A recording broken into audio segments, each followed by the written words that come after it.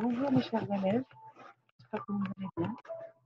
Nous sommes le mardi 31 mars 2020 pour une nouvelle aventure. Aujourd'hui, nous allons découvrir la notion de père ou impair. C'est de nouveaux mots pour vous, père ou impair, pas vrai? Alors, on va commencer par tout le début, l'origine de ces mots. Alors, il vient du mot la parité, qui veut dire l'égalité ou la similitude entre des objets. Tout simplement, est-ce que j'ai la même quantité? Est-ce que c'est égal ou pas? D'accord? Alors, soyez attentifs s'il vous plaît. Je vais commencer par, au lieu de manipuler avec des objets parce qu'on travaille d'une manière virtuelle, on va travailler autour d'un exercice. Soyez attentifs. Alors, premier exercice, j'entoure les animaux par groupe de 2. Je colorie le rang en blanc si le nombre est pair et en rouge si le nombre est impair. On va commencer par l'exemple des canards. J'ai des canards, des chats, des vers de terre, des abeilles, des petits cochons et des chiens. On va prendre l'exemple des canards.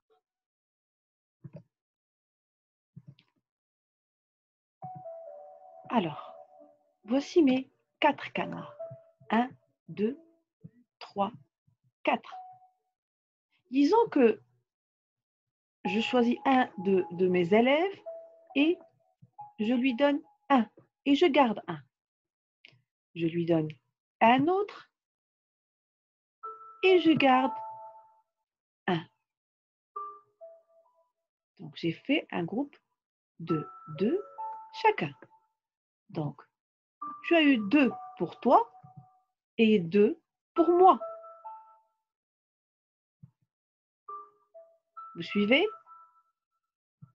Alors ici, j'ai partagé la quantité en 2. Nous avons la même quantité. Toi, tu as 2 et moi, j'ai 2. Donc, j'ai partagé la quantité d'une manière équitable, égale. 2 égale à 2. 2 égale à 2. Donc, en tout, j'ai 4. Donc, je dis que 4 est un nombre pair parce que 4 m'a permis de partager la quantité en 2 d'une manière équitable, égale. J'ai la même quantité dans les 2 collections. 4 est un nombre pair. Si j'ai par exemple 2, je peux partager. 1, tu le prends et 1, je le prends. Donc aussi 2 est un nombre pair. Commencez à voir la différence? Alors, on va essayer d'étudier un autre nombre. On va choisir la collection représentée par des cochons. Alors, je compte. 1, 2, 3, 4 et 5. Alors, on va partager ces animaux, ces petits objets. Enfin, ces petits objets et ces petites images, d'accord? Alors, tu vas prendre une image qui représente le cochon. Je prends une. Tu prends une. Je prends une. D'accord? Donc, tu as eu 2 pour toi et 2 pour moi. Mais cette petite image qui représente le cochon n'est pas considérée ni dans ta collection, ni dans la mienne. Alors, je te la donne. Est-ce qu'il va me rester une autre image pour moi? Non. Donc, c'est comme si toi, tu auras 3 cochons et moi 2 cochons. Donc, je n'ai pas partagé la quantité en 2. Donc, je peux dire que 5 est un nombre impair. Pourquoi? Parce que 1, 2, 3, 4, 5, je ne peux pas partager cette quantité en 2. À moins que je partage le cochon. Non, il ne faut pas le partager. Donc, 1, 2, 3 à toi et 2 à moi. Donc, 5 est un nombre impair. Vous avez vu la différence? Ici, on a dit que 4 est un nombre pair parce qu'on a pu partager la quantité en deux. Ici, on n'a pas pu partager la quantité en deux parce qu'il nous reste cette image, ce cochon. Donc, 5 est un nombre impair. Donc, par rapport à l'exercice qu'on a vu tout à l'heure, donc ici, j'ai 4. Donc, j'ai pu les partager en deux. Donc, je dis que le nombre est pair. Ici, pour les chats, on va compter 1 pour toi, 1 pour moi. 1 pour toi, 1 pour moi. Un autre pour toi et 1 pour moi. Alors, tu as 3 pour toi et 3 pour moi. Il nous reste un chat. Donc, je peux dire que 1, 2, 3, 4, 5, 6, 7. Le nombre 7 est un nombre impair. Je passe au ver de terre. 1, 2, 3, 4. 1, 2, 3, 4, 5. Excusez-moi, on va recompter. 1, 2, 3, 4, 5, 6, 7, 8, 9, 10, 11. 11. 11 est un nombre impair. Pourquoi? Parce que 5 plus 5 égale à 10. Donc, tu peux avoir 5, je peux avoir 5, mais ici, on a 11. Donc, un ver de terre va rester seul et on ne pourra pas le partager, à moins qu'un de nous le prend. Et donc, ici, ce n'est pas la même quantité, chacun de son côté. C'est un nombre impair. Vous revisualisez ce diapo et prenez votre temps à dissocier ou bien à répartir cette quantité comme ce qu'on a fait pour le canard et pour le cochon. D'accord? Ici, regardez les chiens. 1, 2, 3 pour toi. 1, 2, 3 pour moi. Donc, j'ai la même quantité. Je peux dire que 6 est un nombre pair. C'est bon, les enfants? Parce qu'à un certain moment, vous allez apprendre ces nombres. Vous allez automatiquement savoir que le nombre 4 est un nombre pair, le nombre 7 est un nombre impair. Le nombre 7 est toujours un nombre impair. Il ne peut pas être dans une situation un nombre pair et dans une autre situation un nombre impair. Le nombre 7 reste pour toujours un nombre impair. La même chose pour le chiffre 4. Le chiffre 4 reste toujours, peu importe la situation, peu importe le contexte, il reste un nombre pair. Si au lieu d'avoir 4 canards, j'ai 4 chocolats, c'est la même chose. Je prends 2 chocolats, tu prends 2 chocolats. Je donne à mon frère 2 chocolats, je prends 2 chocolats. Donc, j'ai la même quantité. 4 est un nombre pair. La même chose pour le cochon et la même chose pour les abeilles. On va voir les abeilles. 1, 2, 3, 4, 5, 6, 7, 8. Et vous vous rappelez des doubles qu'on avait fait ici, ça peut nous aider. On a dit que le double de 4 est 8. Donc, puisque le double de 4 est 8 et que je peux avoir le double de la quantité, donc automatiquement, c'est un nombre pair. J'ai la même quantité des deux côtés. Vous suivez avec moi? C'est bon? Alors, je continue. Alors, les pairs ou les impairs? J'ai pris l'exemple des chaussures parce que, ou bien les pieds, on marche avec 2 pieds. Alors, rappelez-vous que le nombre pair, ça veut dire que j'ai deux pièces, 2 chaussures. Alors, pour les nombres pairs, j'ai 0 est un nombre pair, 2 est un nombre pair, 4 est un nombre pair. Pourquoi j'ai dit 0? Parce que je peux prendre 0 et te donner un 0. 0 ne change rien. Donc, 0, je peux dire que c'est un nombre pair. 2 est un nombre pair parce que je prends 1, je te donne 1. 4 est un nombre pair. Je prends 2, je te donne 2. 6 est un nombre pair. Je prends 3, je te donne 3. 8 est un nombre pair. Tu prends 4 et je prends 4. Rappelez-vous des doubles. D'accord? Alors, pour les nombres pairs, lorsque j'ai une paire, il reste un nombre impair qui ne peut pas être partagé d'une manière équitable. Si j'ai une photo ou une chaussure, une sandale ou un chocolat, quoique un chocolat peut être partagé, mais on va dire qu'on oublie le terme de partager. L'objet ou l'image ne pourra pas être découpée. Elle reste impaire. 3, si j'ai 3 chocolats, tu prends un, tu me donnes un et un va rester. Soit tu le prends et tu ne peux pas me donner un autre. Donc, c'est un nombre impair. Le nombre 5, le nombre 7, le nombre 9, le nombre 11, ce sont des nombres impairs. On récapitule. Les nombres pairs se terminent toujours, rappelez-vous de ces chiffres.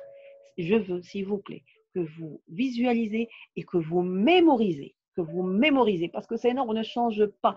Même s'il y a 1000 ou 1 246 ou 1 247, c'est de grands nombres, mais faites toujours attention juste au dernier chiffre. C'est lui qui va vous permettre de dire est-ce que c'est un nombre pair ou un nombre impair. Je vous dis toujours qu'il ne faut pas avoir peur des chiffres ou des nombres. Même s'ils grandissent, il reste des chiffres de 0 à 9.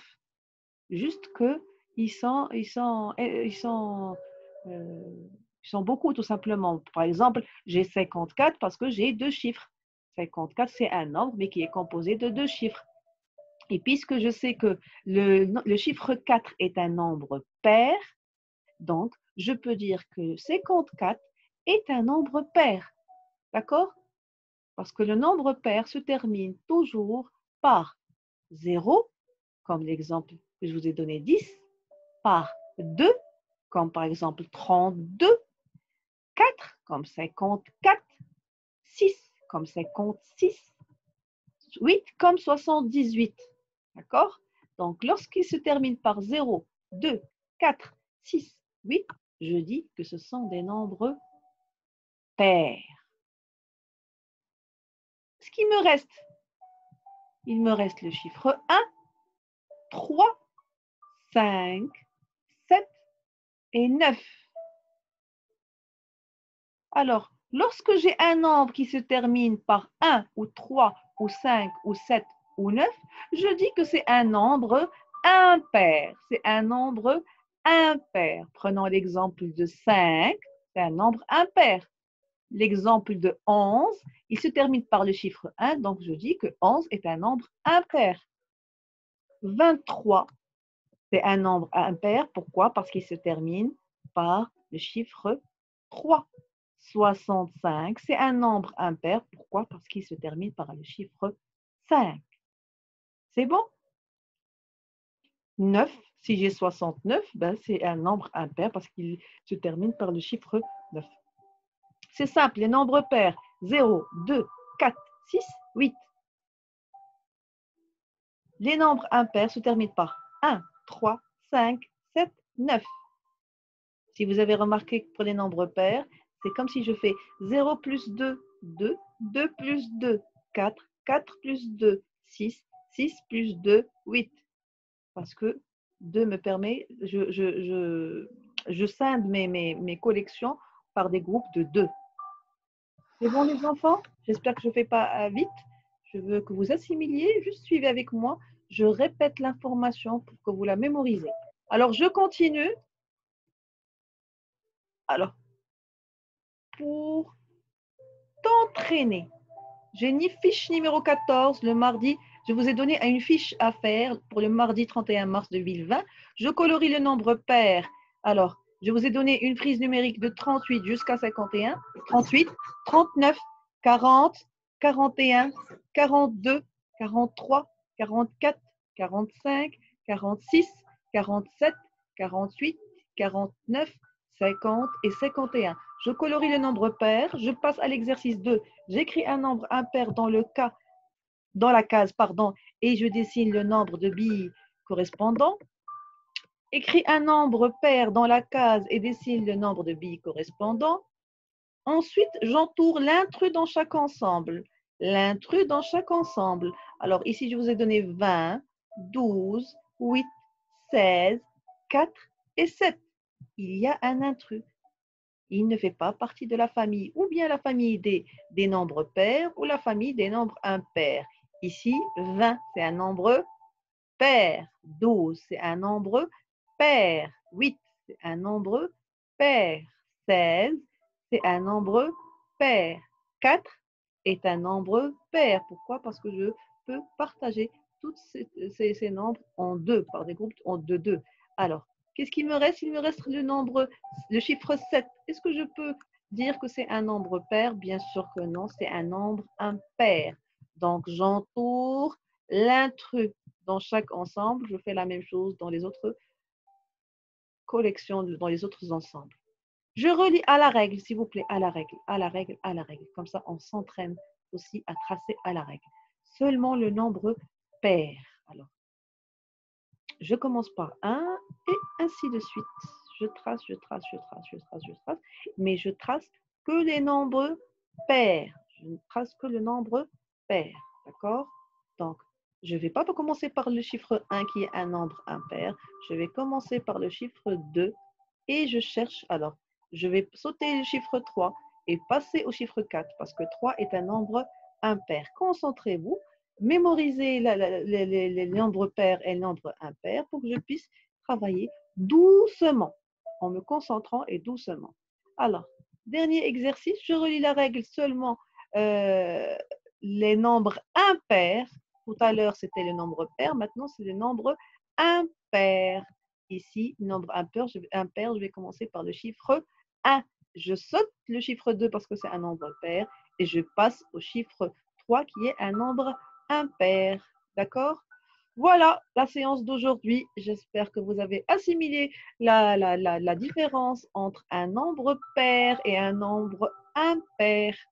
Et faites-les la fiche pour vous entraîner encore et encore. À très bientôt et à la prochaine. Je vous aime, vous me manquez. Au revoir les enfants.